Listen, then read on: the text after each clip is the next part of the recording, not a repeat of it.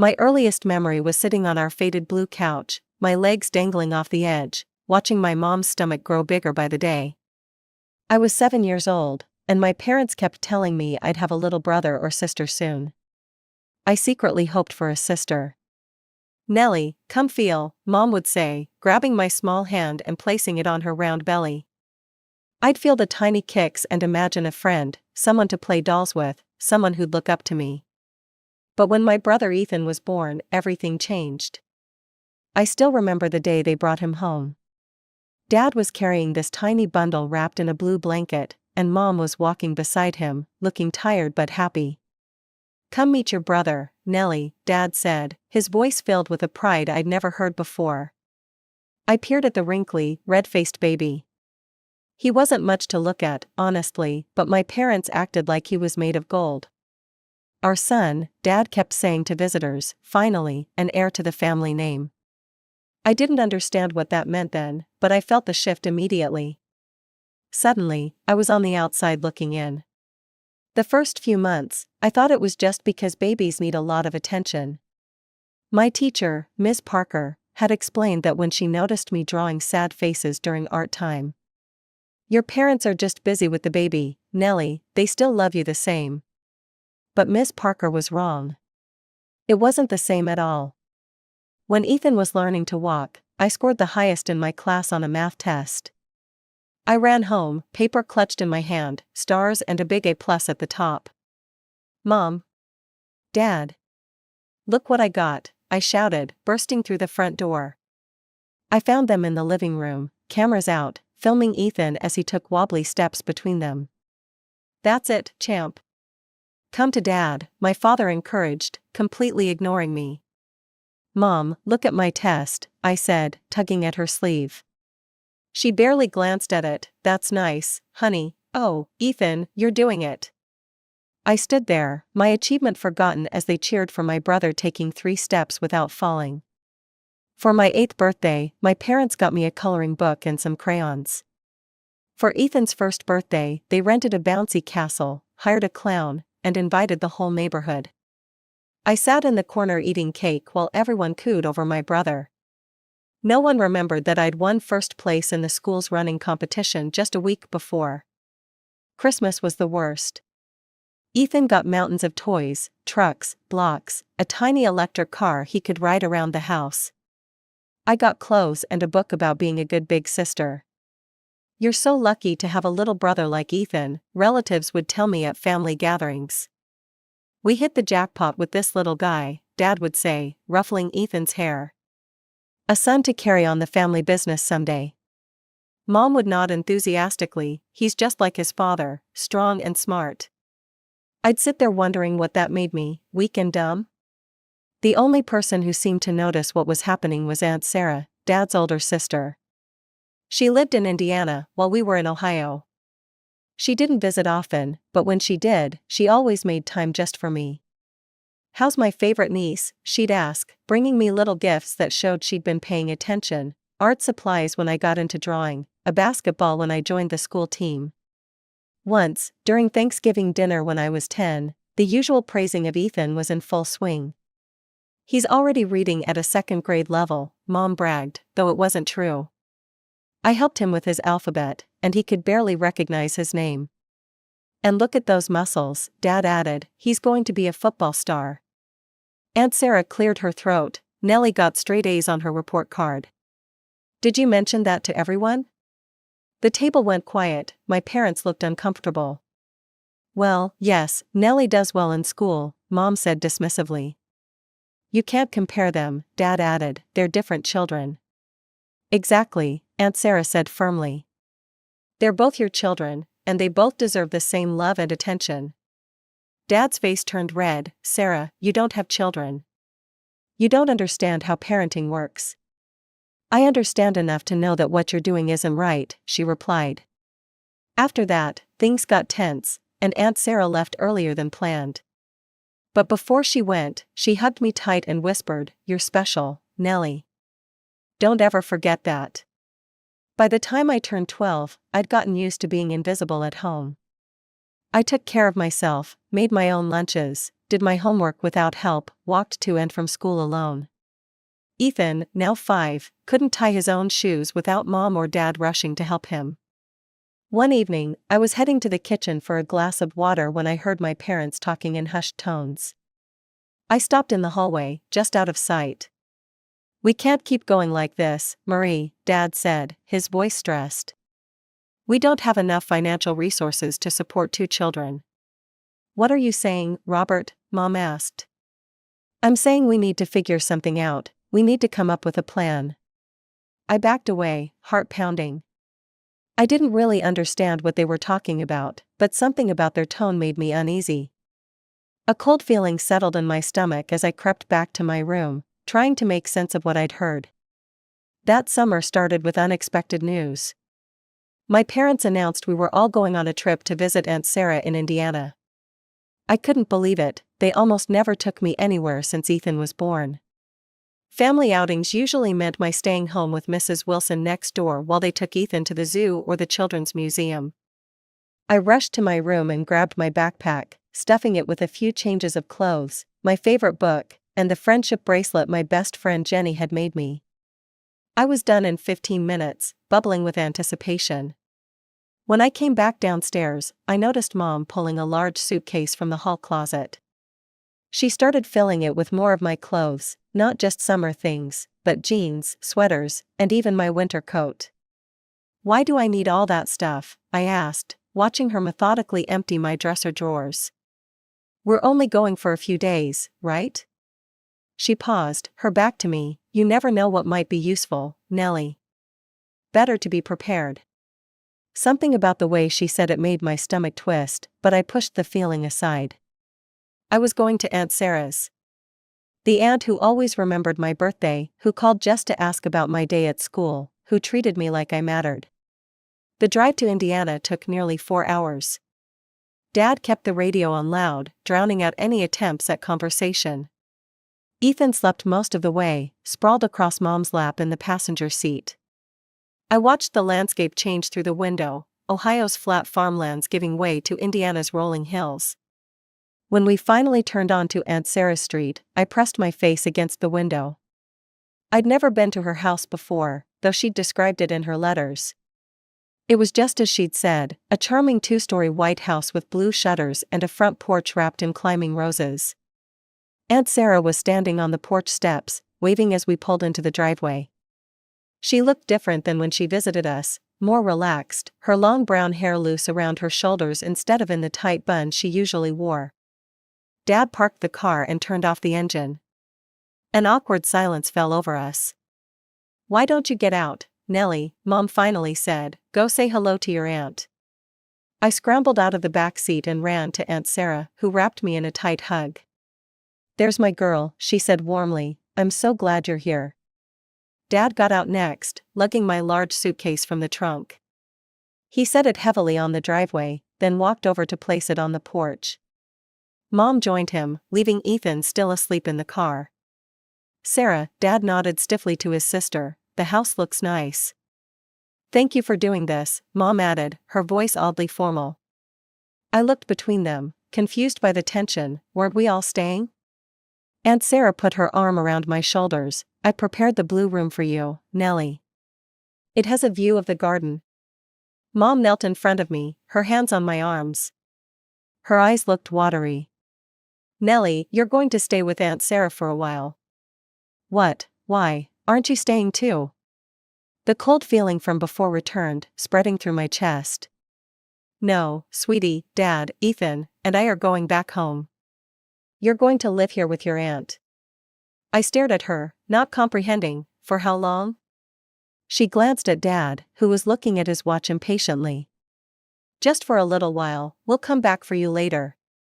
"But why can't I come home with you?" My voice cracked. Mom hugged me quickly. "It's complicated, Nellie. You'll understand when you're older." Dad gave me an awkward pat on the head. "Be good for your aunt." And just like that, they were walking back to the car. I watched in stunned silence as they got in, as Dad started the engine, as they backed out of the driveway with my sleeping brother still in the front seat. Mom waved through the window, a small, sad gesture that made no sense alongside what they were doing. Then they were gone, leaving me standing on the porch next to my suitcase and my aunt. "Come on, honey," Aunt Sarah said gently, "let's get you settled." I followed her numbly into the house. It was cozy inside, hardwood floors, comfortable furniture, walls lined with bookshelves. Under different circumstances, I would have loved it immediately. Aunt Sarah showed me to my room on the second floor. It was painted a soft blue, with a white dresser, a desk by the window, and a bed covered with a patchwork quilt. "I hope you'll be comfortable here," she said, setting my suitcase down. "I know this is a shock, but I promise I'll take good care of you." That night, I didn't cry. I lay awake in the unfamiliar bed, convinced this was just a strange, extended visit. My parents would realize their mistake and come back for me. They wouldn't just leave me here permanently, they couldn't. Days turned into weeks. I helped Aunt Sarah in her garden, planting tomatoes and zucchini in neat rows. The physical work kept my mind occupied, my hands too dirty to reach for the phone and call home again. Aunt Sarah owned a small bakery in town called Sarah's Sweets. She took me there almost daily, teaching me how to measure flour precisely, how to tell when bread dough had risen enough, how to pipe frosting onto cupcakes in perfect swirls. "You have a natural talent for this," she told me one afternoon as I decorated sugar cookies. Her praise felt different from the hollow compliments I occasionally got from my parents. It was specific, genuine. Sometimes I'd ask when my parents were coming back. Aunt Sarah would hesitate, then say soon, "Sweetie," before changing the subject to something else, a new recipe she wanted to try, or whether I'd like to help her plant the fall bulbs. I called home once a week at first. Mom would answer, sound distracted, tell me they were doing fine and would visit soon. Dad rarely came to the phone. After a month, they started letting the calls go to voicemail. After 2 months, they stopped returning my messages altogether. Despite this, I maintained a stubborn optimism. I told myself they were just busy. They'd show up one day, apologize for the long absence, and take me home where I belonged. When September came, Aunt Sarah enrolled me in the local middle school. Walking into a classroom full of strangers was terrifying, but I forced myself to smile, to introduce myself, to pretend this was all normal and temporary. "Where are your parents?" a girl named Lizzie asked during lunch on the first day. "They're back in Ohio," I answered. "I'm just staying with my aunt for a little while." That's what my cousin Jason said when his mom left him with his grandma, a boy named Tyler chimed in. Turns out she wasn't coming back, she didn't want him anymore. "That's not what happened to me," I snapped, but his words lodged in my chest like splinters. That afternoon, I went straight to Aunt Sarah's bakery after school. The bell above the door jingled as I entered, and the familiar smell of vanilla and cinnamon wrapped around me. Aunt Sarah looked up from behind the counter where she was boxing pastries. One look at my face and she set aside her work. "What happened?" she asked, guiding me to the small table in the corner. "Are my parents ever coming back for me?" The question burst out before I could stop it. Aunt Sarah's face softened with sadness. She took my hands in hers. "Nellie, I need to tell you something. Your parents, they signed guardianship papers. I've officially adopted you." The truth hit me like a physical blow. My parents hadn't sent me away temporarily, they'd given me up completely. That night, I deleted their phone numbers from my contacts. I was done waiting for calls that never came, done hoping they'd remember they had a daughter. I threw myself into my new life. Middle school became high school. I made real friends. Lizzie from that first day became my best friend, and Tyler, despite our rough start, became part of our group too. We spent weekends at the mall, summers at the community pool, and countless afternoons in the cozy kitchen above Aunt Sarah's bakery. Aunt Sarah never tried to replace my mother. Instead, she became something better, a mentor, a confidant, a person who saw me for who I was. She never compared me to anyone else or made me feel like I wasn't enough. On holidays and birthdays, I still found myself glancing at my phone, a small part of me expecting it to ring. It never did, no cards, no gifts, not even a text message acknowledging my existence. Each silent milestone solidified the wall I was building between my past and present. By senior year of high school, I rarely thought about my biological family. I'd changed, grown taller, cut my hair short, developed a passion for photography and business. The bakery had become my second home. Aunt Sarah had expanded, opening a second location across town. I worked there after school, learning the business side of things, ordering supplies, managing schedules, balancing books. "I want you to understand every aspect of running these bakeries," Aunt Sarah told me one evening as we closed up shop. "It'll all be yours one day." I looked at her, surprised. "What do you mean?" "I don't have anyone else, Nellie. You're my family now, the only family that matters to me. Everything I have will go to you." I hugged her fiercely, unable to express how much her words meant to me. She'd chosen me when my own parents hadn't wanted me. After high school graduation, Aunt Sarah handed me an envelope containing a check for college tuition. "I've been saving for this since you came to live with me," she said. I attended the state university, 3 hours from home. Business management became my major, with a minor in culinary arts. Every other weekend, I drove back to visit Aunt Sarah. By then, she'd opened a third bakery location, turning her small business into a respected local chain. During my junior year of college, everything changed again. I came home for a regular weekend visit to find Aunt Sarah looking pale and thin. "Just a bug that's been going around," she insisted when I expressed concern. But I noticed she winced when she reached for things and barely touched her dinner. 2 weeks later, she called me at my dorm. Her voice was steady, but I could hear the fear underneath. "The doctors found something, Nellie, cancer. They've caught it late, stage 3. I drove home that night, skipping my Friday classes. We sat at the kitchen table, looking over medical pamphlets, discussing treatment options. 2 years, the doctors estimated, with aggressive treatment. "I'm not afraid," Aunt Sarah told me, reaching for my hand. "I've had a good life, especially these last few years with you. But there are things we need to get in order." She'd already spoken to her lawyer. Everything would go to me, the house, the bakeries, her savings. Not to anyone else, she emphasized, and I knew she meant my father, her only sibling. I took a semester off from college, managing the bakeries while accompanying Aunt Sarah to chemotherapy sessions. When I returned to school, I arranged my schedule to be home 4 days a week. She insisted I finish my degree. "I'll be at your graduation, even if they have to wheel me in," she promised. She kept that promise, though by then she was too weak to leave the hospital. The nursing staff set up a video call, and I held my phone up as I crossed the stage, making sure she could see me in my cap and gown. 2 weeks later, she slipped away peacefully in her sleep. I was holding her hand, telling her about new summer recipes I wanted to try at the bakeries. I liked to think she heard me. The funeral was small, Aunt Sarah's employees, neighbors, a few friends from her church. I stood beside her casket, accepting condolences from people whose lives she'd touched. I felt numb, adrift without her steady presence. As the service was ending, I noticed 3 figures at the back of the funeral home.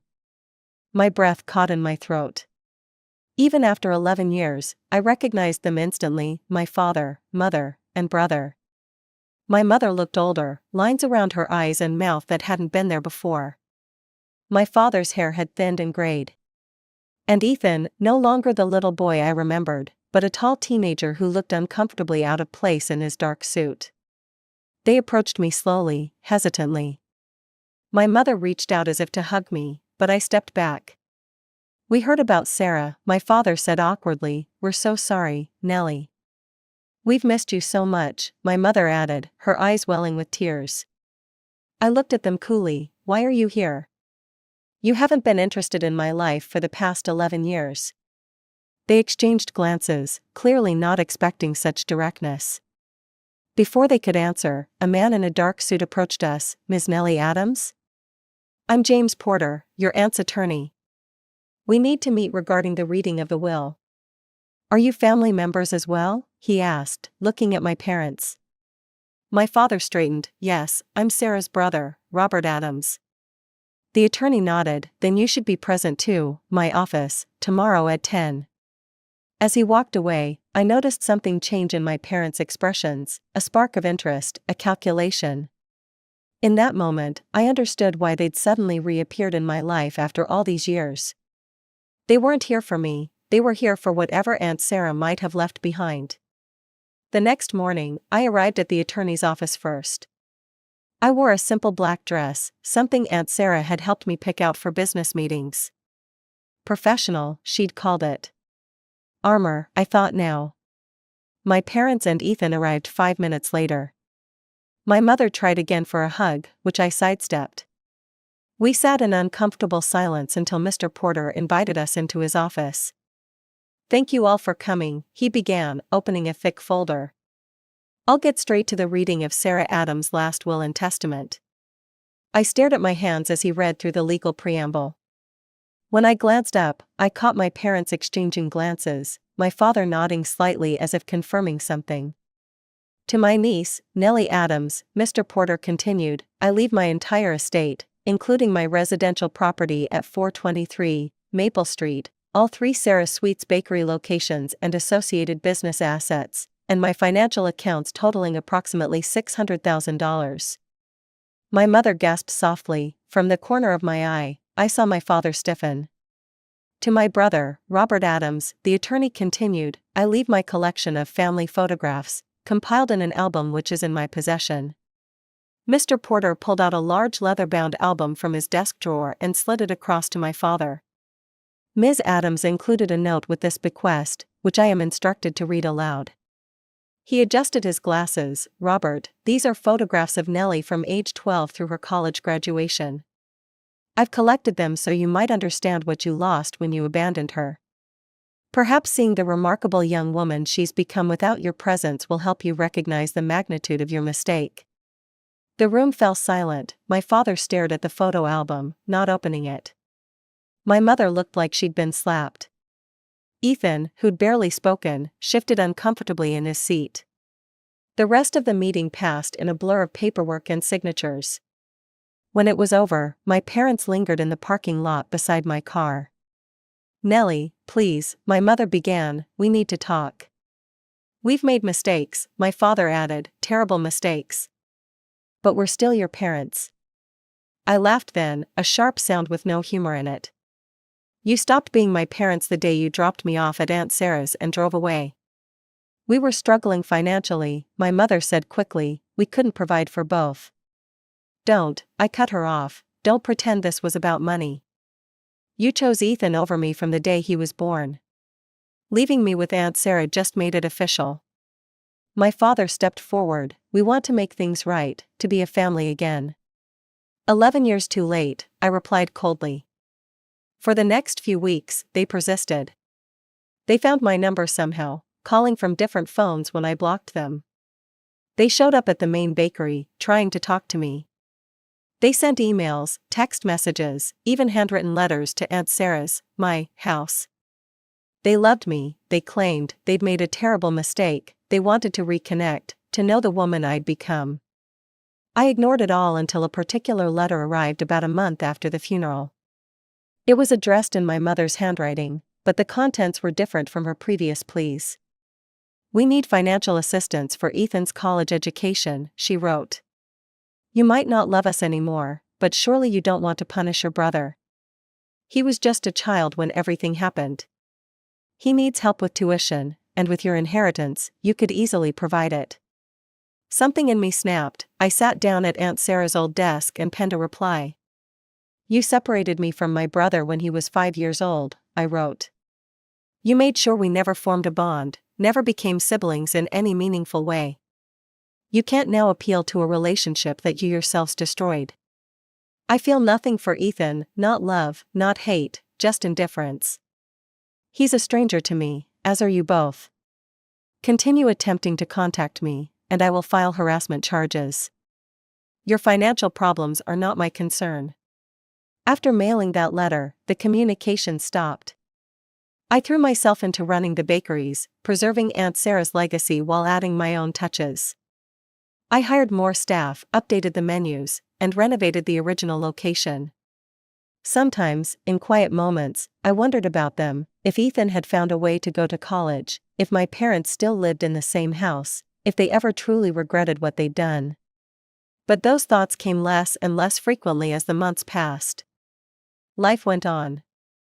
I dated occasionally, maintained close friendships, joined the Chamber of Commerce, and became part of the community in ways my aunt would have been proud of. The pain of losing her never completely faded, but it softened into something I could carry. One afternoon, as I was closing the original bakery location, I noticed a young woman peering through the window. She looked about 18, clutching a backpack, her expression uncertain. "We're closed," I said, opening the door slightly. "We open again tomorrow at 7. "Are you Nellie?" she asked hesitantly. "Nellie Adams?" I nodded cautiously. "My name's Grace," she said. "My mom, she abandoned me with my grandparents when I was 10. They told me what happened to you, how you built a life after being abandoned too. I just wanted to meet you." I looked at her, young, scared, trying so hard to be brave, and saw myself 11 years ago. "Come in," I said, opening the door wider. "I've just made a fresh batch of cinnamon rolls. Aunt Sarah always said there's nothing that can't be improved by good food and honest conversation." As we sat at the small table in the corner, the same one where Aunt Sarah had told me the truth all those years ago, I realized something important. The family we're born into isn't always the family we end up with.